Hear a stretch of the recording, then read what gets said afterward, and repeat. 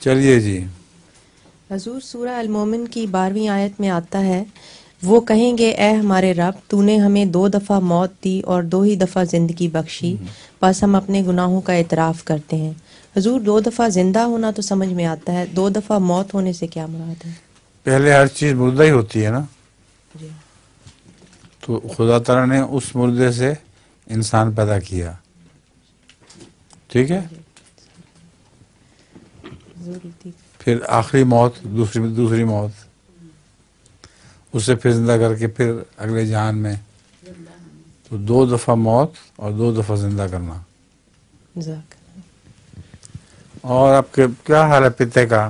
حضور میں نے آپریشن کروایا تھا، پھر نکلوا دیا ہے. ٹھیک ہو گیا؟ جی اب ٹھیک. ماشاء اللہ.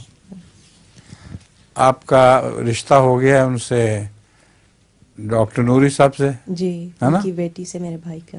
کس کا ہوا رشتہ؟ طارق چھوٹے بھائی کا. چھوٹے بھائی کا. جی مبارک ہو بہت بہت. اچھا اب بتاؤ لطیفہ کیا ہے تمہارا؟